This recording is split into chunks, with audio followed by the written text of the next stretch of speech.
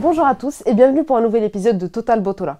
Aujourd'hui, on revient sur la forme olympique du FUS, sur la remontada sensationnelle du MAT, mais aussi la course à la montée en D1. Ilyes Betahi est à mes côtés aujourd'hui. Salut Ilyes. Bonjour Maïma. Ça va? Ça va, alhamdoulilah, et toi? Très bien, merci. Le FUS montre les muscles avec 2 victoires de rang contre les 2 premiers du classement et une place sur le podium. Direction la LDC pour les poulains de Walid Regragui. لا إذا رجعنا للمباريات ففريق فتح الرباطي بعد مرحلة الذهاب اللي كانوا نتائج شيئا ما متذبذبة، ومن بعد كنشوفوا أن في مرحلة البداية كان أيضا كنشوفوا أن الفريق كيتعثر أو لا كيحقق تعادلات. الآن كيحقق 4 انتصارات متتاليين أمام فرق كبيرة، أمام فرق كالرجاء، أمام متصدر اتحاد طنجة، وأيضا هذا الأسبوع أمام الحسنية أكادير. هي انتصارات كتبين أن أبناء الوليد الركراكي عازمين على أنهم يقلبوا على مكان في أحد المنافسات الإفريقية. À ton avis, Ilyes, quel est le secret de la réussite du FUS? الفريق فتح الرباطي شفنا ان في المباريات الاخيره عرف كيفاش يتعامل مع المباريات. اللاعبين بدات كترجع لهم ديك الثقه اللي غابت عندهم في هذه المرحله. اي فريق كيمر بهذه مرحله الفراغ. في هذه السنوات الاخيره شفنا فريق الفتح الرباطي دائما كيواجه البطوله وكيلعب المسابقات الافريقيه وكيتلعب وكيوصل لدور نصف نهائي كاس الكاف. نقدر نقولوا ان حتى التركيبه البشريه فوالا اكزاكتومون انا الان دو فورماسيون ديال الفاس فوالا. وكيف ما كتعرفي ففريق الفتح الرباطي عنده لاعبين شباب وعنده بعض اللاعبين اللي عندهم شويه الخبره اللي كيساعدوا الفريق وكيأطروا اللاعبين.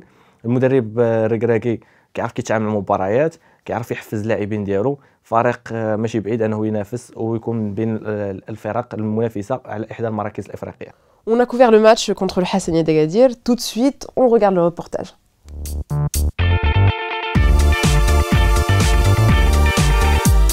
هو مقابله راه مهمه بالنسبه لنا حنا، خصنا نجمعوا النقيطات باش نتكلاسوا من الفرق الاولانيين. نشكر الجماهير الفتح اللي شجعوا الجمهور ديال حسنيه اكادير بكل كره وكل افتخار.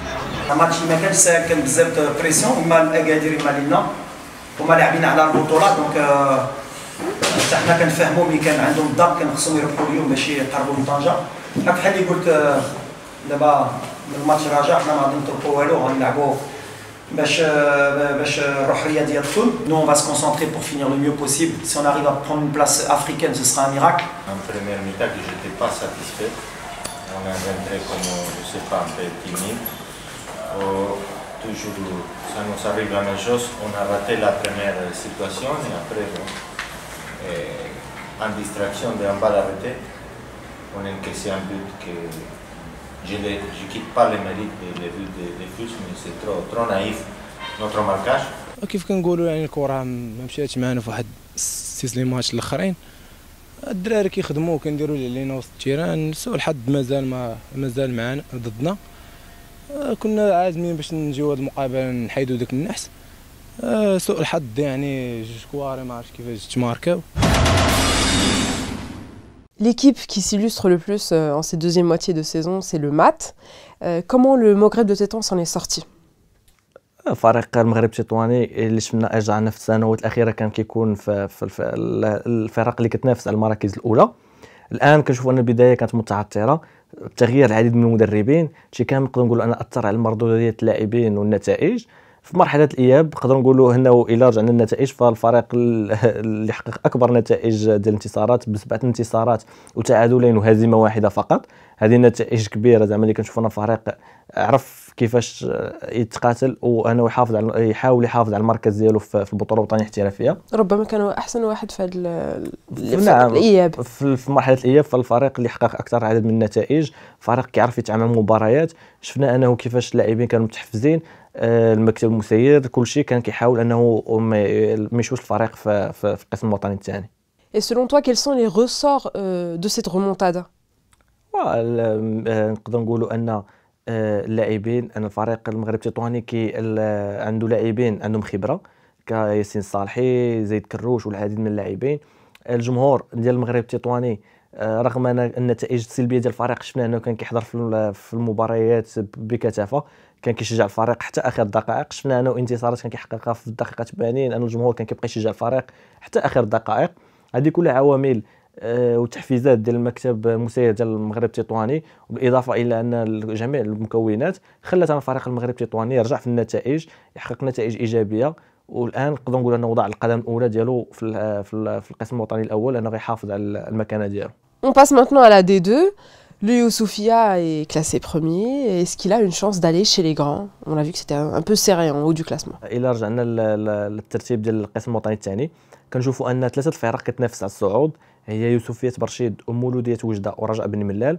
فرق ما بيناتهاش نقاط بزاف، بيناتهم نقطة أو نقطتين. بالنسبة لي أنا يوسفية برشيد هو الأقرب للصعود القسم الوطني الأول، أولا نظرا للمباريات اللي باقا عليه، ثانيا أن المصير بين يديه هو كيحتل المركز الأول. إلا استطاع أنه يفوز في المباريات ديالو ما كاينش اللي غيحيد ليه الصعود، في حين أن فريق مولودية وجدة وفريق رجاء بني ملال عندهم مباريات كاين اللي سهله وكاين اللي صعيبه، وهذا الشيء كامل يخلينا نشوفوا نهايه موسم حماسي في القسم الوطني الثاني. Salah Marani et Khalil Sel qui étaient présents à Bni Mellal pour assister au choc entre le Raja local et le Youssoufia Barchid. Voici le reportage. زوار موقع ل 360 اهلا بكم بملعب البلدي لمدينه بني ملال الذي سيحتضن مباراه القمه بين المتصدر يوسفية برشيد والمطارد المباشر رجاء بني ملال. لنترككم مع الاجواء قبل وبعد المباراه.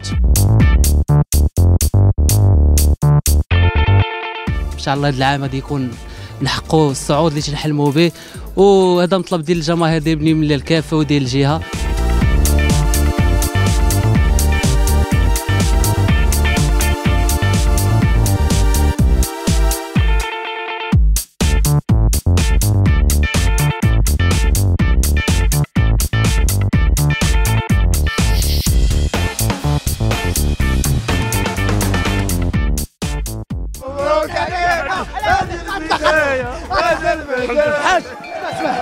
السيد الرئيس فريق يوسفية برشيد، اش كتقول في هذه المقابله ديال طعم الحلاوه ديال الرباح؟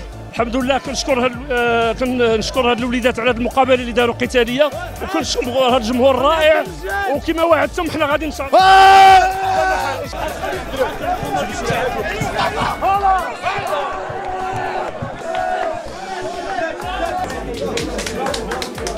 من الدوره 3 ولا مطربه، وحنا شادين الراس، اما حنا اما بني ملال، اما حنا اما بني ملال.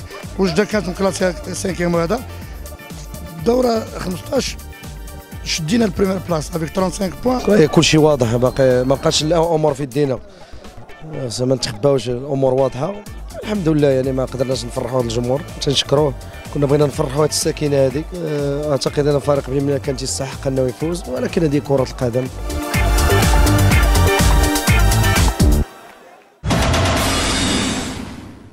لو ماتش نول ربما كيخدم مع صالح ديال اليوسفيه اكثر من رجاء بني ملال. اكيد، فيوسفية برشيد رجع بتعادل ثمين من قلب مدينه بني ملال، تعادل خلاه يحافظ على الصداره. الان المصير ديالو بالايادي ديالو، يعني ان فريق يوسفية برشيد هو الاقرب للصعود، التعادل كان استفد منه اكثر من فريق رجاء بني ملال. On revient à la D1, tout de suite les tableaux.